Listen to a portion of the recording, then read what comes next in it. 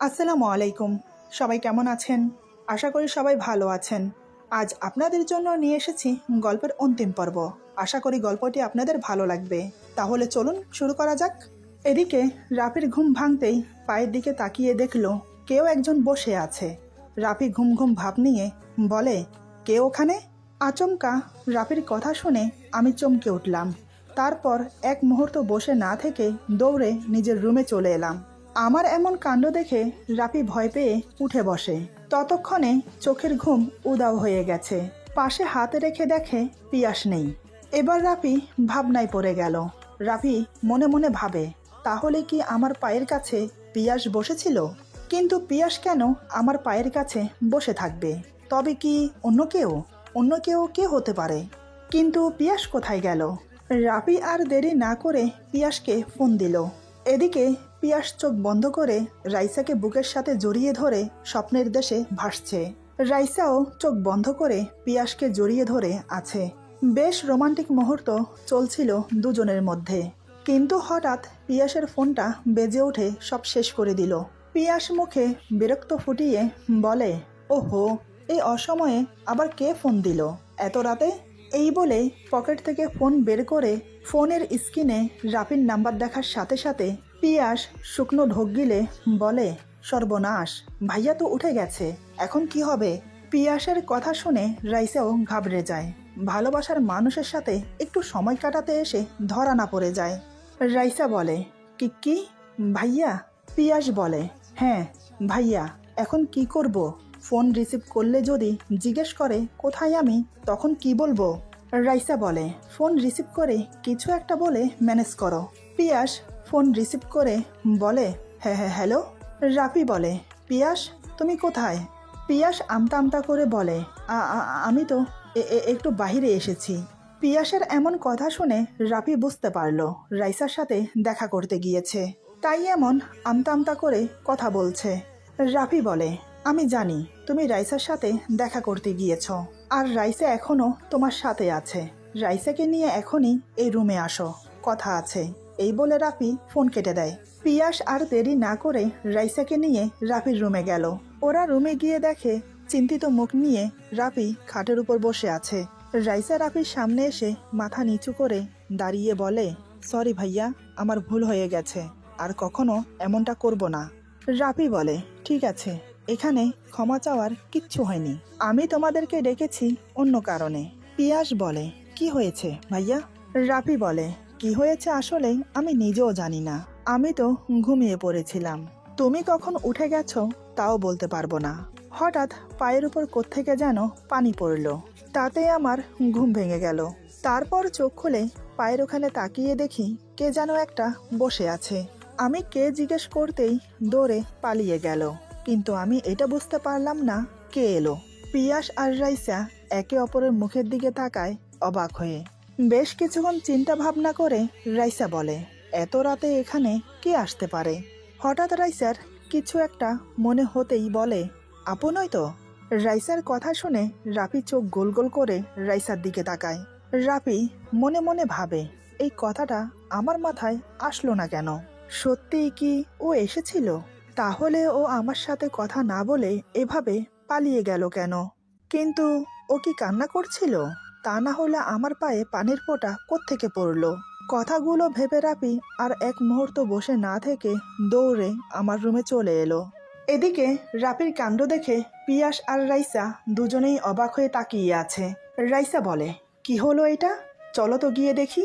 এই বলে রাইসা যেতে চাইলে পিয়াস ওর হাত ধরে বলে, এই কোথায় যাচ্ছ? রাইসা বলে, তুমি দেখলে না, ভাইয়া ছুটে গেল, চলো আমরা গিয়ে দেখি কি হয়েছে। পিয়াস বলে, তুমি কি পাগল হলে? ভাইয়া ছুটে কোথায় গেছে তুমি জানো না? আপুর কাছে। এখন ওদেরকে একা ছেড়ে দেওয়াটাই বেটার হবে। রাত অনেক হয়েছে, তুমি তোমার রুমে যাও, ঘুমিয়ে পড়ো। ভোর 4:30টার দিকে আমাকে ডেকে দিও, দরজা খোলাই থাকবে। আর আমিও চাই ঘুম থেকে উঠে প্রথমে তোমার মুখ দেখতে, যাতে আমার পুরো দিনটা ভালো যায়। রাইসা বলে, ঠিক আছে, তাহলে আমি এখন যাই। এই বলে চলে যেতে চাইলে পিয়াস ওর হাত ধরে বলে, আরে চলে যাচ্ছ যে? রাইসা বলে, তুমি তো বললে চলে যেতে। পিয়াস রাইসার হাত ধরে টান দিয়ে নিজের বুকে নিয়ে এসে 2 হাতে জড়িয়ে ধরে ওর কপালে একটা চুমো দিয়ে বলে, এটা না নিয়ে চলে যাবে? আমি তোমাকে অনেক ভালোবাসি, ইচ্ছে করছে না তোমাকে ছাড়তে, তারপরও ছাড়তে বাধ্য আমি। এবার যাও, রাত অনেক হয়েছে, বাবা মা জানতে পারলে সমস্যা হবে। এই বলে রাইসার কপালে আরও 2টো চুমো দেয়। তারপর রাইসা চলে গেল ঘুমোতে। পিয়াসও শুয়ে পড়ল। এদিকে রাফি আমার রুমে এসে কোনো দিকে না তাকিয়ে সোজা আমার মাথার কাছে এসে আমার মুখে হাত দিয়ে অনুভব করতে চাইল আমি কান্না করছি কিনা। চোখে হাত দিয়ে দেখে এখনও চোখের পাপড়িগুলো ভেজা। এটা দেখে বুঝতে বাকি রইল না যে আমি ওই রুমে গিয়ে ওর পায়ের কাছে বসে পায়ে হাত দিয়ে কান্না করেছিলাম। আমি কিন্তু ঘুমাইনি, চোখ মুখ বন্ধ করে ঘুমের ভাব নিয়ে শুয়ে রয়েছি। আমি জানতাম রাফি আসবে। রাফি বলে, লক্ষ্মীটি, আমার লক্ষ্মীটি কান্না করছে কেন? আমি কোনো কথা বলছি না। রাফি বলে, আমি জানি তুমি জেগে আছো, বলো না লক্ষ্মীটি, তুমি কান্না করছো কেন? আমি কি কোনো অন্যায় করেছি, নাকি তোমাকে অজান্তেই কোনো কষ্ট দিয়ে ফেলেছি? যদি অজান্তে কোনো কষ্ট দিয়ে থাকি তাহলে সরি লক্ষ্মীটি, আর কখনো তোমাকে কষ্ট দেব না। এসো, আমার বুকে এসো। ওর কথাগুলো শুনে আমার বুকের ভেতরটা কষ্টে ফেটে যাচ্ছে। আচ্ছা, ও এত ভালো কেন? কেন আমার মতো এত সাধারণ একটা মেয়েকে এত ভালোবাসে?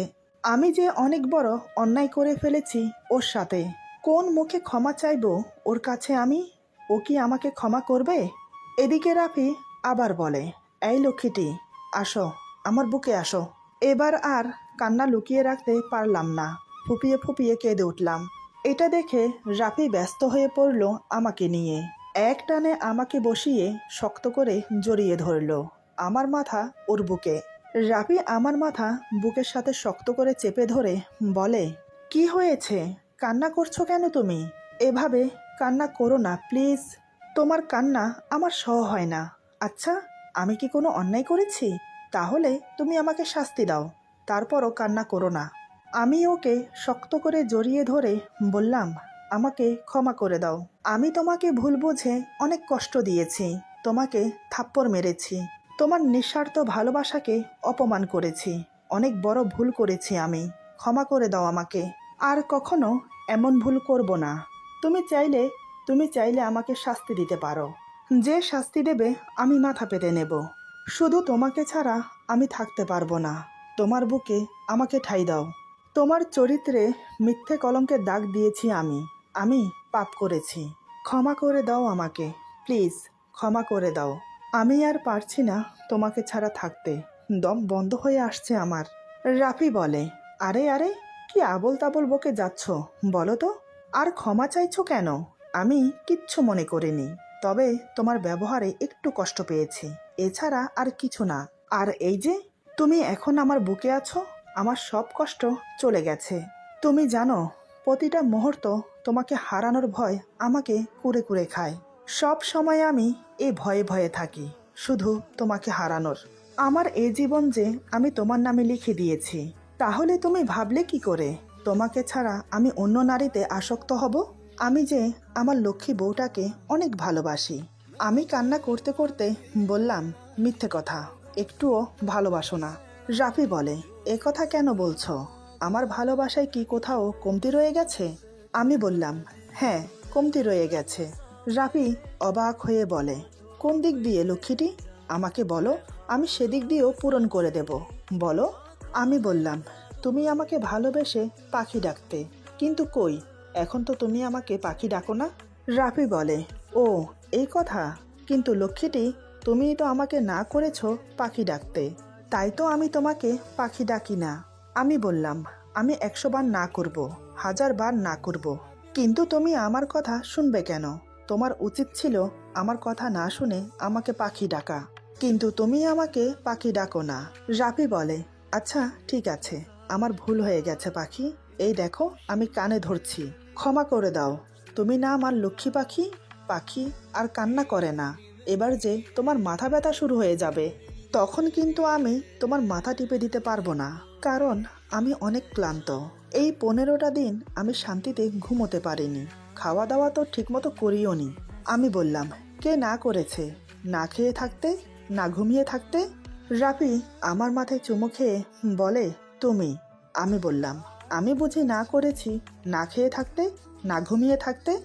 রাফি বলে, তুমি জানো পাখি, তোমাকে ছাড়া আমার ঘুম আসে না।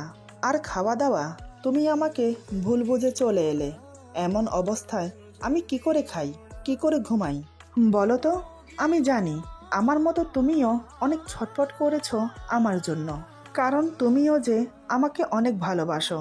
আমি বললাম, আমিও তোমাকে অনেক ভালোবাসি। এই 15টা দিন আমি একটু শান্তিতে থাকতে পারিনি, শুধু তোমার জন্য ছটফট করেছি। রাফি বলে, আর ছটফট করতে হবে না, এই যে আমি চলে এসেছি, এখন আমি আমার পাখিটাকে বুকে নিয়ে আদর করব। আমি বললাম, কিন্তু রাইসা কোথায়? ও তো পিয়াসের সাথে দেখা করতে গিয়েছিল। রাফি বলে, ওরা এখন যে যার রুমে ঘুমোচ্ছে। তুমি পিয়াসকে যেমন ছেলে ভাবো, পিয়াস কিন্তু তেমন ছেলে না, খুবই ভালো একটা ছেলে। দেখেছ তোমার বোনকে পাওয়ার জন্য সে নিজেকে কতটা শুধরে ফেলেছে। আমি বললাম, কিন্তু। রাফি বলে, আবার কিন্তু কিসের? তুমি কি এখনও ওকে সন্দেহ করো? আমি বললাম, না সেটা না, তবে স্বপ্নে যে আর বলতে পারলাম না। রাফি বলে, স্বপ্ন? হ্যাঁ, স্বপ্নের কথা বলতে মনে পড়ল। আচ্ছা পাখি, তুমি আমাকে এটা বলো যে তুমি স্বপ্নে কি দেখেছ? আমি জানি তুমি স্বপ্নে ভয়ঙ্কর খারাপ কিছু দেখেছ, যার জন্য তার আসর তোমার উপর পড়েছে। আমাকে বলো না প্লিজ, আমিও জানতে চাই আমার পাখিটা কি এমন স্বপ্ন দেখলো। আমি বললাম, বলবো? রাফি বলে, বলো। আমি বললাম, তুমি আবার অন্য কিছু মনে করবে না তো? রাফি আমার কপালে একটা চুমু খেয়ে বলে, কিচ্ছু মনে করব না, তুমি বলো। এবার আমি স্বপ্নে যা যা দেখেছি সব ওকে খুলে বললাম। সব শুনে রাফি আমার মুখের দিকে তাকিয়ে রইল। আমি বললাম, কি হলো, অমন করে তাকিয়ে আছো কেন? রাফি বলে, স্বপ্নটা দেখার পর থেকে তোমার আমার মধ্যে যা হয়েছে, তাতে করে তোমাকে কোনো দোষ দিতে পারি না আমি। কারণ দেখো, স্বপ্নের সাথে বাস্তবে যা ঘটেছে সবটা স্বপ্নের সাথে হুবহুব মিলে গেছে। যেটা তুমি স্বপ্নের সাথে গুলিয়ে ফেলেছ, বাস্তবে যা হয়েছে, যা দেখেছ সবটা চোখের ধোঁকা। বাস্তবে এমন কিছুই হয়নি। স্বপ্নে তুমি যা দেখেছ সেটা যদি আমাকে আগে বলতে, তাহলে হয়তো আমাদের মাঝে এমন কিছুই হতো না। পাখি, আমি তোমাকে খুব ভালোবাসি। মনে আছে তোমার, তোমাকে যেদিন আমি প্রথম দেখতে আসি, সেই দিন তোমার সাথে আমার মাঠে দেখা হয়েছিল। তোমাকে দেখে আমি মনে মনে বলেছিলাম, এমন একটা সরল সোজা প্রাণবন্ত একটা মেয়ে যদি আমার বউ হয়, তাহলে এ জীবনে আমি আর কিছু চাই না। আল্লাহ মনে হয় আমার মনের কথা শুনে ফেলেছিল, তোমার সাথেই আমাকে মিলিয়ে দিল। তুমি যে নর্মালভাবে মা হতে পারবে না সেটা শুনেও আমি পিছুপা হতে পারিনি। কেন জানো? কারণ ততক্ষণে আমি তোমাকে আমার মনটা দিয়ে ফেলেছি, সেটা ফেরাই কি করে?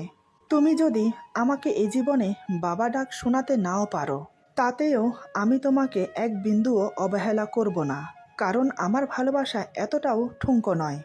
যাকে আমি আমার জীবনের চাইতেও বেশি ভালোবাসি, তাকে আমি অবহেলা করি কি করে বলো তো? ভালোবাসি তোমাকে আমি, মরার আগ পর্যন্ত এভাবে ভালোবেসে যাব তোমাকে। তবে আমাকে কথা দাও, এসব আজে বাজে স্বপ্ন দেখে সেটাকে সত্যি মনে করে আমাকে আর কষ্ট দেবে না। আমি বললাম, যদি কষ্ট দেই তাহলে কি করবে? রাফি আমাকে ওর কোলে বসিয়ে আমার চোখে চোখ রেখে বলে, কি আর করব? আমার পাখির রাগ ভাঙানোর চেষ্টা করব, এই যে এখন যেভাবে করছি। আমি বললাম, ছেড়ে যাবে না তো? রাফি বলে, মাথা খারাপ আমার যে তোমাকে ছেড়ে যাব আমি? তোমার ভেতরে আমার আত্মার বসবাস, সেই আত্মা থেকে যদি দূরে সরে যাই তাহলে আমি বাঁচব, মরে যাব না? আমি ওর মুখ চেপে ধরে বললাম, ছি, মরার কথা বলে না, তোমার কিছু হয়ে গেলে আমার কি হবে? রাফি বলে, সত্যি বলছো তো? আমি বললাম, সত্যি বলছি। রাফি বলে, আমার বিশ্বাস হয় না, কারণ একটুখানি ঝামেলা হওয়ার পর তুমি আমাকে ছেড়ে চলে এসেছিলে। আমাকে ছেড়ে না এসে দুজনে মিলে সমস্যাটা সমাধান করতে পারতাম, কিন্তু শুধু শুধু আমাকে কষ্ট দিয়েছ। তুমি জানো অনেক কষ্ট দিয়েছ তুমি আমাকে। এখন বলছে আমার কিছু হয়ে গেলে তার কি হবে? যখন আমাকে ছেড়ে চলে এসেছিলে তখন মনে ছিল না? আমি বুঝতে পারলাম আমার উপর রাগ নয়, অভিমানের পরদ বসেছে মনে। আমি ওর গলা জড়িয়ে ধরে ওর কপালে একটা চুমো দিয়ে ওর ঠোঁটে ঠোঁট ডুবিয়ে দিলাম। বেশ কিছুক্ষণ পর ছেড়ে দিয়ে বললাম, সরি, আর কখনো তোমাকে ছেড়ে আসবো না। তোমাকে ছাড়া থাকা যে সম্ভব না, এবার সেটা আমি বুঝে গেছি, তাই আর কখনো এই ভুল করব না। রাফি বলে, মনে থাকে যেন। কথাটা শেষ করেই আমার ঠোঁটে ঠোঁট ডুবিয়ে দিল। বেশ কিছুক্ষণ পর আমি বললাম, চলো ঘুমোবে। রাফি ঘড়ি দেখে বলে, রাত 3:30 বাজে, এখন আর ঘুমোতে ইচ্ছে করবে না। আর তোমাকে কাছে পাওয়ার পর থেকে তো ঘুম উধাও হয়ে গেছে আমার। আমি বললাম, তো এখন কি করবে? বাকি রাত কি এভাবে বসে বসে কাটাবে? রাফি বলে, কেন বসে কাটাবো কেন? বাকি রাত তোমাকে আদর করে কাটাবো। যে কষ্ট দিয়েছ সেটা এখন সুদে আসলে উসুল করব। কথাটা বলে আমাকে বিছানায় শুইয়ে দিয়ে আমার উপর ঝাঁপিয়ে পড়ল। ওর এমন কাণ্ড দেখে মনে হচ্ছে অনেক দিনের পিপাসিত, ক্ষুধার্ত। তাই আমিও বাধা না দিয়ে মুচকি হাসলাম। আমি বললাম, আরে আরে, দরজা তো আগে লাগাও। রাফি বলে, ও ভুলেই গিয়েছিলাম আমি দরজা লাগাতে। এই বলে দৌড়ে গিয়ে দরজা লাগিয়ে এসে আবার আমার উপর শুয়ে পড়ল। ওর 2 হাত ব্যস্ত আমাকে বিবস্ত্র করতে, সাথে নিজেও উপরের টি শার্ট খুলে ফেলল। দুজনেই এখন অর্ধনগ্ন অবস্থায় একে অপরকে আলিঙ্গন করে আছি। রাফি বলে, তোমার এই শরীরের স্পর্শ আমাকে মন ভরে উপভোগ করতে দাও। কত দিনের ক্ষুধার্ত আমি, সেই ক্ষুধা নিবারণ করতে দাও। আমি কিছু না বলে ওকে শক্ত করে জড়িয়ে ধরলাম। এই স্পর্শটুকু পাবার জন্যই তো ছটফট করেছিলাম আমি এই কয়দিন। তাই আজ মন ভরে আমিও উপভোগ করব তোমার স্পর্শ। রাফি আমার উন্মুক্ত বুকে চুমোয় চুমোয় ভরিয়ে দিচ্ছে। ওর প্রতিটা চুমোর স্পর্শে আমি কেঁপে কেঁপে উঠছি। রাফি এবার ধীরে ধীরে উপরের দিকে এসে আমার গলায় কানের নিচে মুখ গুজে দিল। ওর হাত আমার বুক স্পর্শ করেছে। অনুভূতির পারদ যেন ধীরে ধীরে উত্তেজনায় পরিণত হচ্ছে। রাফি মুখ তুলে আমার দিকে এক নজর তাকিয়ে আমার 2 গালে চুমো খেলো। আমার 2 চোখের পাতায় চুমো খেয়ে আমার ঠোঁটে আলতো করে কামড় দিয়ে ঠোঁটে ঠোঁট ডুবিয়ে দিল। তারপর পাগলের মতো চুমো খেতে লাগলো। ওর প্রতিটা স্পর্শে ওর ভালোবাসা বারবার আমাকে জানান দিয়ে যাচ্ছে যে ও আমাকে কতটা ভালোবাসে। এরপর ধীরে ধীরে দুজন সঙ্গমে লিপ্ত হলাম। এক সময় দুজনেই ক্লান্ত হয়ে একে অপরকে জড়িয়ে ধরে শুয়ে রইলাম। তারপর বাকি রাত রাফির বুকে মাথা রেখে গল্প করে কাটিয়ে দিলাম। এদিকে ভোর 4:30টার দিকে রাইসা চুপি চুপি পিয়াসের রুমে গেল। রুমে গিয়ে দেখে পিয়াস চিত হয়ে শুয়ে গভীর ঘুমে বিভোর হয়ে আছে। রাইসা ধীরে ধীরে পিয়াসের পাশে গিয়ে বসলো। বেশ কিছুক্ষণ মনে মুগ্ধ হয়ে ওর মুখের দিকে তাকিয়ে রইল। তারপর আলতো করে পিয়াসের ঘুমন্ত মুখে চুমো খেলো। এতে করে পিয়াস একটু নড়ে চড়ে উঠল। রাইসা পিয়াসের মাথায় হাত বুলিয়ে পিয়াসকে ডাকতে লাগলো, এই পিয়াস ওঠো, ভোর হয়ে গেছে। কিন্তু পিয়াস উঠছে না। এবার রাইসা পিয়াসকে ঝাঁকিয়ে বলে, এই ওঠো ওঠো বলছি। এবার বেচারা পিয়াস ভয় পেয়ে ধরফরিয়ে উঠে বসে। পিয়াস উঠতে উঠতে চেঁচিয়ে বলে, কি হয়েছে? রাইসা মুচকি হেসে বলে, ভোর হয়ে গেছে, তুমি উঠবে না? পিয়াস চোখ মুছতে মুছতে বলে, ও আমি তো ভুলেই গেছি। এখন না গরম গরম 1 কাপ চা হলে খুব ভালো হতো, ঘুমের রেশটা একটু কাটতো। রাইসা বলে, তুমি বসো, আমি তোমার জন্য চা বানিয়ে নিয়ে আসি। পিয়াস ঘুম ঘুম ভাব নিয়ে রাইসাকে টেনে নিজের বুকের সাথে জড়িয়ে ধরে বলে, আরে রাখো তোমার চা, আগে তুমি আমার বুকে কিছুক্ষণ থাকো। তুমি জানো তোমাকে খুব মিস করেছি। রাইসা বলে, আমিও। এখন আমাকে ছাড়ো, তোমার জন্য চা নিয়ে আসি, এমনিতেও তোমার দেরি হয়ে যাচ্ছে। এই বলে রাইসা নিজেকে ছাড়িয়ে পিয়াসের জন্য চা বানাতে চলে গেল। তারপর পিয়াসকে চা এনে দিলে সে চা খেয়ে বেরিয়ে গেল। কারো সাথে আর দেখা করে যেতে পারলো না। ভোরবেলা সবাই ঘুমাচ্ছিল, তাই সকালের দিকে আমি ঘুম থেকে উঠে সবার জন্য নাস্তা বানালাম। সারা দিন থেকে বিকেলের দিকে মা বাবার কাছ থেকে বিদায় নিয়ে ঢাকার উদ্দেশ্যে রওনা দিলাম। আর রাইসা বাড়িতে 1 সপ্তাহ থেকে ওর হোস্টেলে ফিরে গেল। এদিকে রাফির অফিসে পিয়াসের চাকরি হয়ে গেল। তারপর আমি নিজে থেকেই রাইসাকে আবার বাসায় ফিরিয়ে নিয়ে এলাম। এখন পিয়াস প্রতিদিন অফিস থেকে ফিরে ফ্রেশ হয়ে আমাদের বাসায় চলে আসে। তারপর আমরা 4জন একসাথে খাওয়া দাওয়া করি। দেখতে দেখতে 2 মাস কেটে গেল। আজ আমাদের বিবাহবার্ষিকী। বেশ ভালো আয়োজন করেছে রাফি। প্রত্যেক বছর এমন ধুমধাম করে বিবাহবার্ষিকী পালন করে রাফি। তবে এবারের বিবাহবার্ষিকীতে অফিসের সব কলিগরা উপস্থিত আছে। মা বাবা গ্রামের বাড়ি থেকে এসেছে। পিয়াস আর পিয়াসের মা